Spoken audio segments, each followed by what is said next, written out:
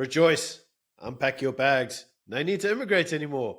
Thankfully, the BEE and the AA Amendment Act have been defeated by Solidariteit, who came to South Africa's rescue. Yeah, once again, Solidarity showing the world how you deal with the ANC. So news came out late yesterday afternoon that Solidarity and the government struck an agreement around affirmative action in South Africa. As we well know, the Employment Equity Act Amendment Bill was signed into law by Cyril Ramaphosa earlier this year, and it basically gave you quotas in certain sectors of the economy. Ladies and gentlemen, this is how the Act worked. The Act effectively said that companies had to A, create a plan to meet the government's targets. The targets telling companies of 50 or more individuals how many people of a certain demographic that they can employ. Some civil society organizations commented that some of the figures quoted were in the zeros, which meant that actual sectors of the economy would be excluded from those jobs.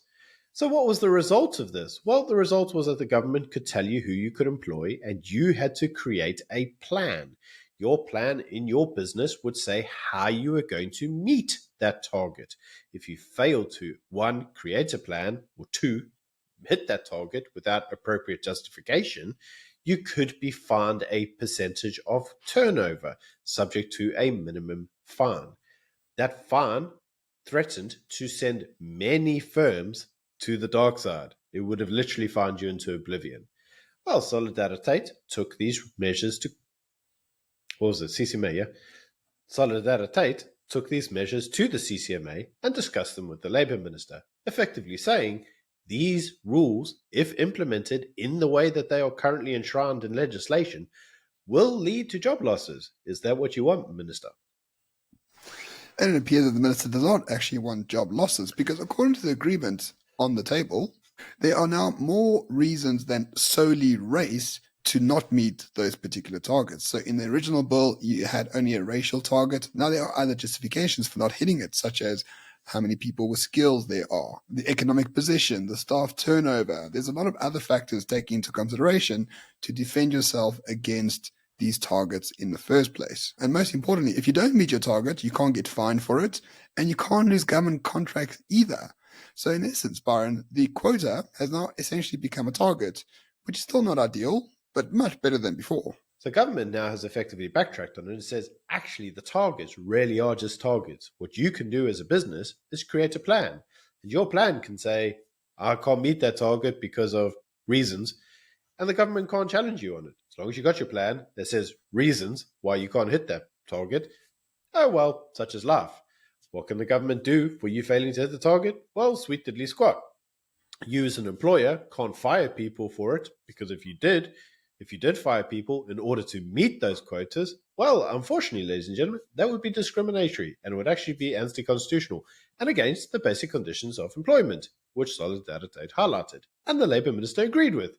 So he said, okay, I'll tell you what I'll do. I'll drop the fine. I won't challenge your reasons why you can't hit the act. And on top of that, I won't even exclude you from government contracts. If you can't hit it and you don't meet the rules, oh well, that's life, eh? So, Ramon, I'm left asking, what exactly does the Act even do anymore? Well, now it seems like the Act is only like a wish list, really. Like, I wish the economy looked like this based on these demographics, but there's no way to actually enforce it. This is a huge egg on the face of Cyril Ramaphosa, who signed in the first place, knowing full well it was unconstitutional.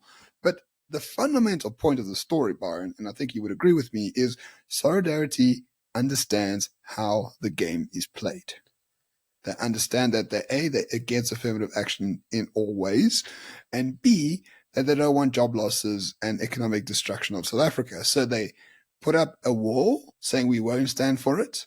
They force the government into a settlement, and the settlement is largely in the favor of Solidarity. Why the medical aid schemes haven't done that with the NHI? Who knows? Solidarity can do it, but Discovery can't. Why? I think the failing fundamentally, Ramon, is something that we've discussed many times. And that is, if you look at the Anglos in South Africa, whenever these things happen, they just shrug their shoulders and go, oh, well, I'm going to immigrate to Australia.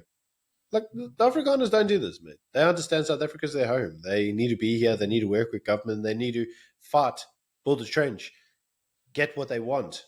This is their land of their ancestors. This is the land of their future. Why would they go anywhere else? Yeah, okay, things are tough. But hey, things have been tough before. They were tough in apartheid when they were sanctioned. They were tough when there was financial crashes in the 70s and the 20s and the 60s and wherever else. They were like, okay, South Africa's just going through another tough period. This is their home.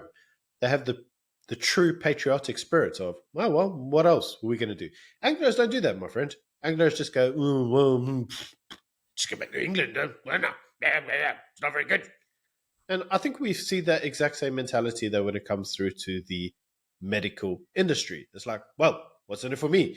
We know that the CEO of Discovery is heavily leveraged in South Africa. His bank's not doing that well. He's got too many stocks and too many loans on different sections of Discovery. What does that mean? Does he really want to damage Discovery, possibly his own personal fortunes, for the well-being of an entire republic? Well, the answer, unfortunately, is no, because, then he can't go to Australia or something. The Afrikaners don't take that mentality. Solidariteit don't take that mentality.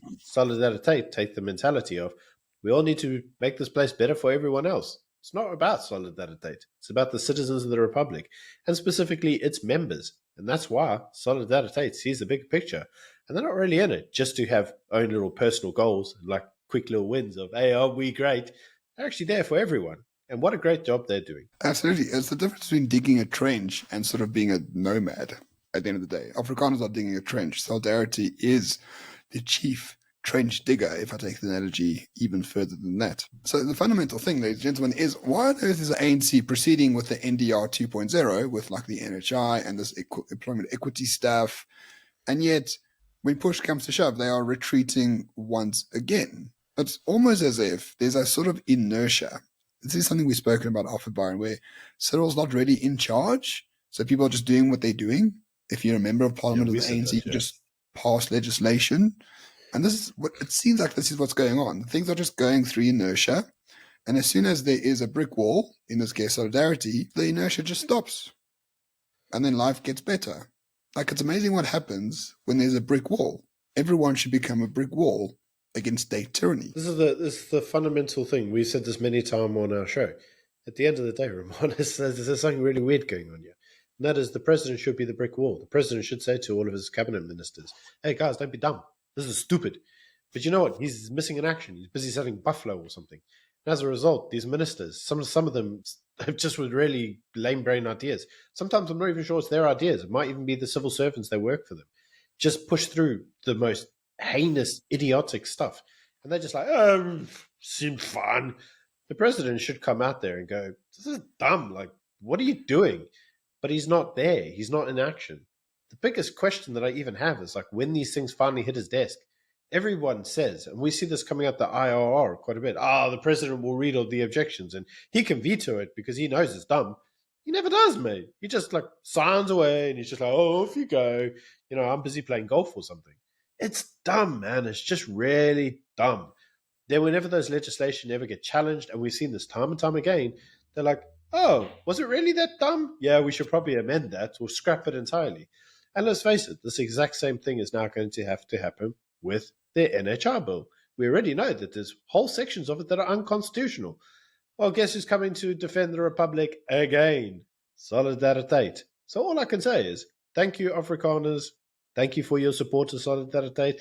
And to all those Anglos who are out there, send some bloody money their way. They're fighting for you too. Yeah, we can only hope that Discovery is making a sizable donation to Solidarity to fight the NHI, because it looks like Solidarity will have far more success than any medical aid group to stop NHI in its tracks. So as a proud supporter of Solidarity, I'll take the credit. Thank you to Ramon for stopping employment equity, and thanks to my organization that I support for doing its patriotic duty and stopping state tyranny. And really, that's the end of the video. But tomorrow, don't worry, we don't have one. We are taking a little break, the first one in over a year, by the way. So please don't come moan at me on Twitter if there's no video tomorrow. We will be back on Monday.